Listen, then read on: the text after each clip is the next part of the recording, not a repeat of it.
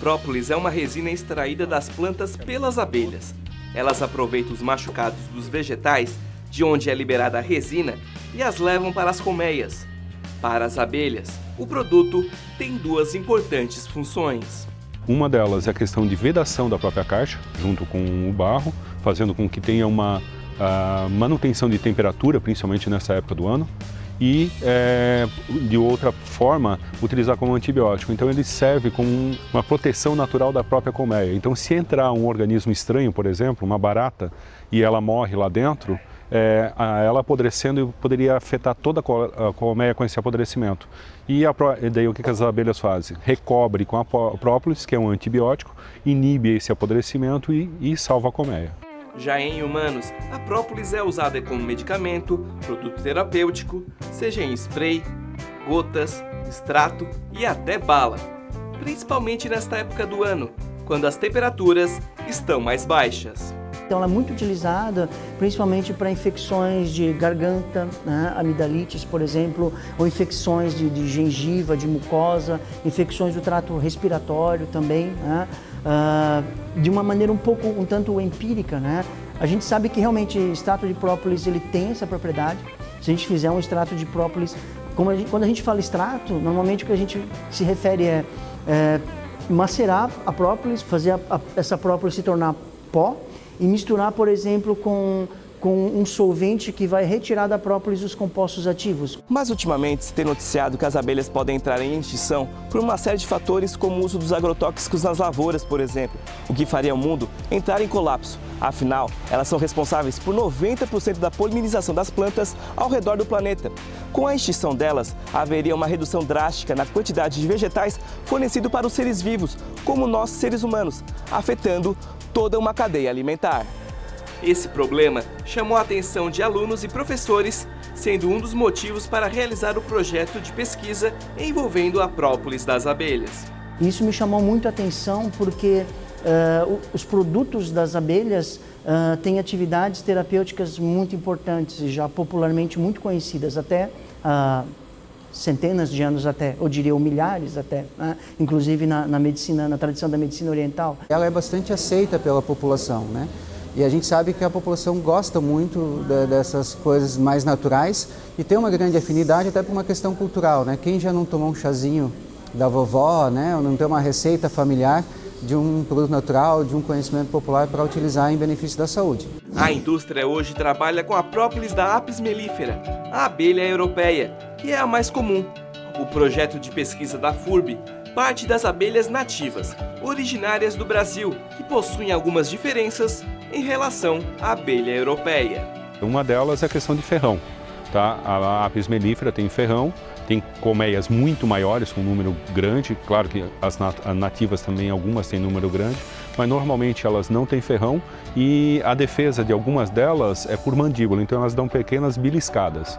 Tá? Mas muito longe de ter um ferrão com veneno que dá todo o efeito, em algumas pessoas, efeito drástico na questão de dor, de choque anafilático, matar. As nossas não têm essa característica. São bem mais dóceis. São.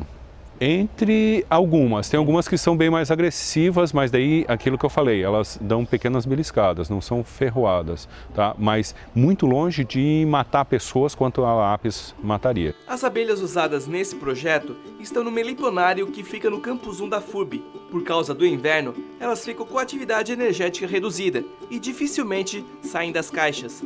Essa camada dentro das caixas é a própolis junto com o barro, onde a Sabrina coleta e leva para o laboratório.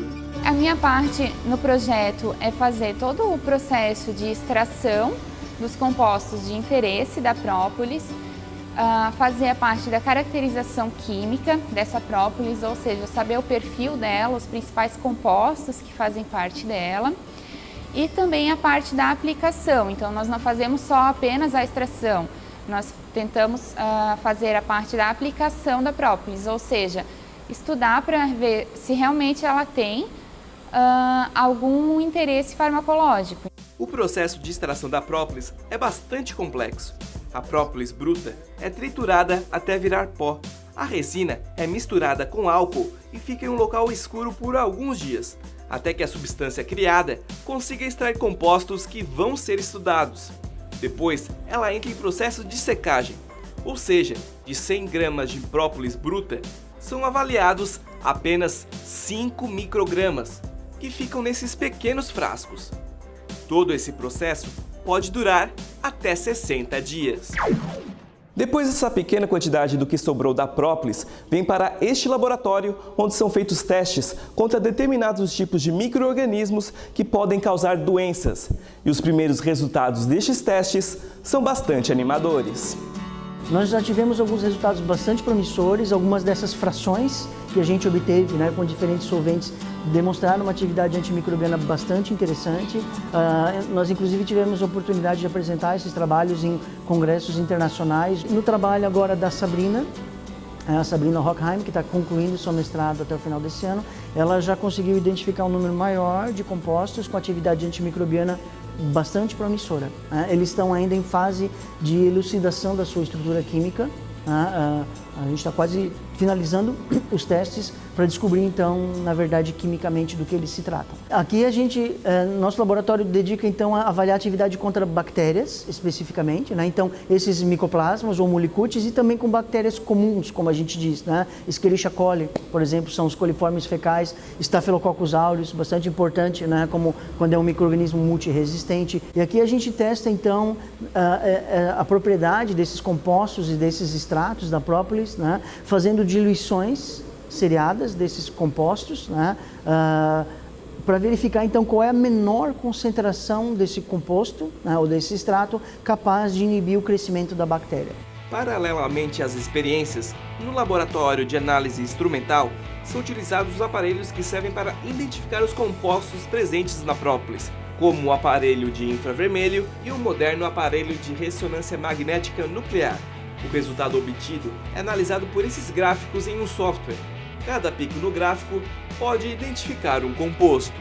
São bem minuciosos, bem detalhados, exige muita paciência, né? A gente passa por várias análises espectrofotométricas e espectroscópicas que vão fornecer os dados para que a gente possa montar o quebra-cabeça para chegar na estrutura química final dessa molécula, né? Além da pesquisa com bactérias, outras instituições também trabalham a própolis para o possível combate de outras doenças. A gente trabalha em colaboração aqui com alguns colegas também para atividade contra outras bactérias comuns. A gente trabalha em colaboração também com colegas na Universidade do Vale do Itajaí, aqui na Univale, tem um colega que já tem uma tradição, um laboratório com bastante expertise na avaliação de atividade antifúngica. O procedimento é completamente diferente, é um pouquinho mais complicadinho de trabalhar, mas ele tem essa expertise, né? O professor Alexandre ali da Univale. E nós temos uma colaboração também com uma colega, a professora Rosa, da Universidade Estadual de Londrina, no Paraná, na UEL, que trabalha também com atividade antiviral, também com vários testes bastante refinados, verificando então a possibilidade desses compostos ou desses extratos inibirem ou matarem, praticamente, não matarem vírus, mas inibirem a proliferação desses vírus em culturas de células. Além disso, está sendo estudada a própolis no combate às células cancerígenas. Mas depois que são realizados os testes, deram os resultados esperados, eles já podem ser produzidos e comercializados na indústria farmacêutica? Na verdade, o caminho é muito longo, né? Então, uma vez identificando o composto que pode se tornar um antibiótico, no nosso caso, ou uma molécula que é atuante contra o câncer, existem várias etapas a serem seguidas. Será que se eu administrar então esse composto como um comprimido, como uma pílula, ele vai ser absorvido e vai atingir uma concentração sanguínea efetiva para atuar sobre aquela doença? Eventualmente se descobre que às vezes o fármaco não é absorvido, ele tem que ser injetado, né? Tem que ser dado via intravenosa ou intramuscular, né? Em seguida, descobrindo essas propriedades farmacológicas, né? Farmacocinéticas e farmacodinâmicas do composto, que concentração que ele atinge de fato, por quanto tempo ele se mantém na concentração necessária no sangue para combater aquela doença, né?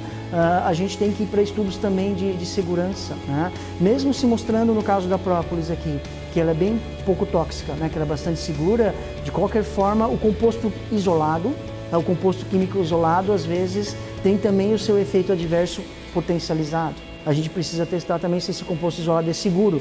E normalmente se vai então para os primeiros estudos em humanos, depois dos estudos preliminares em animais, normalmente com pequenos grupos, realmente só de pessoas doentes, pessoas com aquela doença. E isso só é feito também quando os testes in vitro e quando os testes em animais mostram que há uma certa segurança, um grau razoável de segurança para a gente testar isso em seres humanos, né? Mostrando que é seguro em uma pequena amostragem de seres humanos, a gente parte para estudos maiores, em populações cada vez maiores. E por fim, a última fase de estudo realmente tem que avaliar milhares de pessoas, porque às vezes o efeito deletério, o efeito adverso que possa ocorrer, a percentagem que ocorre é muito baixa, né? Pode ocorrer, por exemplo, em menos do que 0,1% das pessoas, o que seria 1 em cada 1000 pessoas. Mas se esse efeito adverso eventualmente for muito grave, já pode ser suficiente para acabar com as esperanças daquele composto se tornar um fármaco, né? Porque ninguém quer, mesmo que seja uma chance de 1 em cada 1000, morrer de infarto do miocárdio, por exemplo, quando está tomando um antibiótico para tratar uma pneumonia, por exemplo. Todos esses processos podem durar de 10 a 15 anos, até que o produto criado seja comercializado pela indústria farmacêutica. Enquanto isso, as universidades possuem um papel fundamental desde o início da pesquisa até que tal medicamento contribua na vida das pessoas.